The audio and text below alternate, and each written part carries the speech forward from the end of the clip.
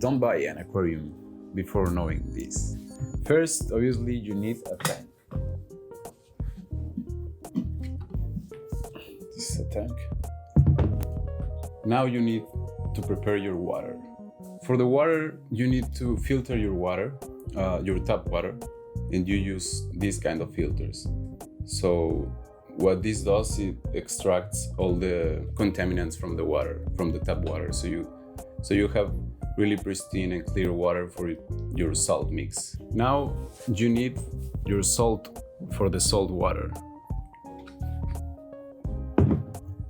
There's a lot of different brands, but all of them work the same. Salt water is very important mostly because of the alkalinity.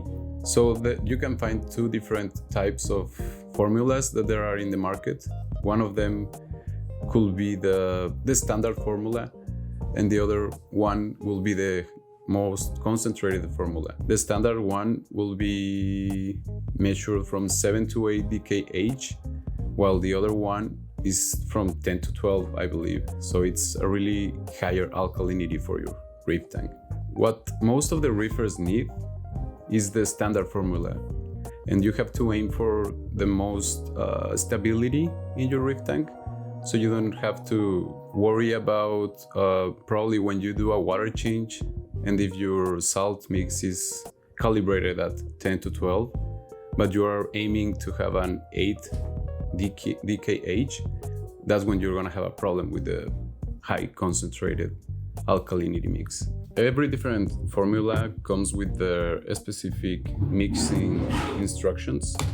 Sometimes they come here in the back. Sometimes they have a little booklet inside, but all of them let you know how to mix their salt properly for your water.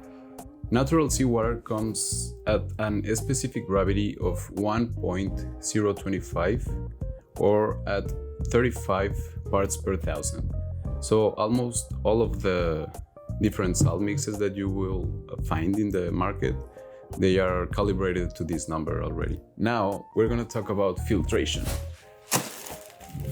So for filtration, there's a lot of different methods that you can use, but it's depending on the size of your aquarium probably, and how much space you have for the filtration. But it definitely is one of the most important things that you need to know how to properly do in an aquarium, because of all the nutrients that can concentrate in your water if you're not exporting them. There's this kind of socks, they're called filter socks. So this you use these ones when you have a larger tank, for example like this one, and you have a sump in it. That's a little kind of tank that you have underneath your real tank, your main tank, display tank. So there the water is going to land straight in this sock.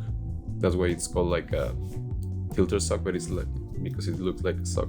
So the water comes here and nothing escapes from it. So the only problem with these ones is that they get dirty really fast. Probably every 1 or 2 days you have to change it depending on how much you feed.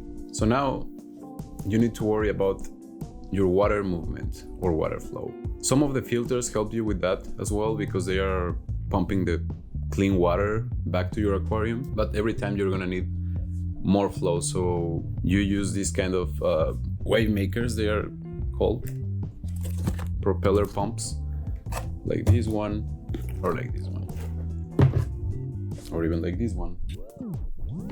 Anything could help. It's just depending on what kind of aquarium you are aiming for and the size as well. So depending on the size, you need 2 or 3. It's depending also in the power that your power head has. So next, you need to worry about the temperature of your water, and there's different ways to achieve that. It's also depending on what kind of aquarium you're aiming to, because there are some corals that are really susceptible to some diseases and even dying if you don't have your parameters well established. So for that, you're gonna need these heaters, and also you need something to measure the heat, something like this. There are other kind of things as well that you connect your heater to that, and then it turns on and off whenever it's needed, depending on the temperature that you set it up to. We'll show you some pictures about it. Now we are gonna talk about food. So there are different specific kind of food for the different fish and coral that you have. So like this is just spirulina algae. You can have pellets. These ones are big sinking pellets. They like them because they have garlic. They love them. This is specifically for the clownfish. This is for corals, amino acids. This is also for corals. This is a new one that I'm just trying right now, but it's really good. As soon as you feed it, you can see the response in the corals. Some more pellets, smaller ones. These ones are specifically for the green chromies. For the green chromies, you have to feed a lot, so you have to have an auto feeder as well. We're gonna show you pictures as well. These are the brine shrimp eggs. We also have a video regarding this. You can go to the video in our channel. Ribroids. This is for the corals as well. I find it a little bit pollutant in the water, but it's really good. Probably I don't do it properly. I'm just new at this ribroid thing, but it's really good. And mysis shrimp. This is frozen food. Well, what I do is I try to wash it before giving it, because if you don't wash it, there's a lot of tiny particles that the fish won't eat. So it ends up in your filter sock or in your filter floss, and then it's just phosphates for your tank. But yeah, there's a lot of food that you can buy and give to your corals and fish.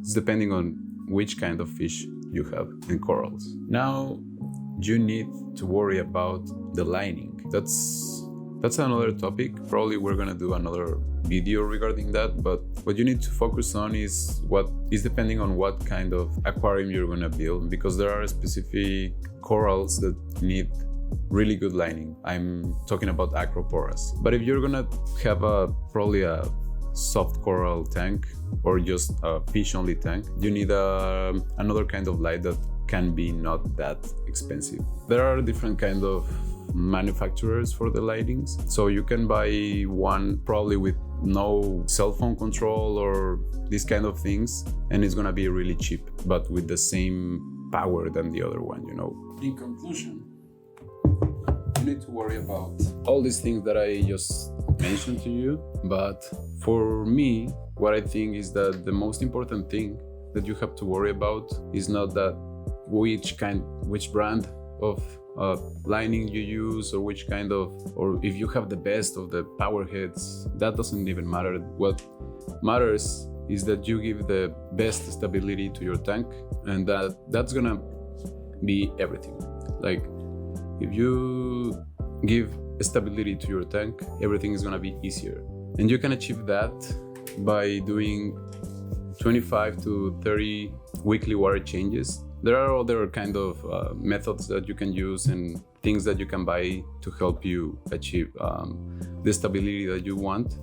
But in case that you want to go simple, you can just do weekly water changes, and that's going to help you a lot in order to achieve the stability that you are looking for.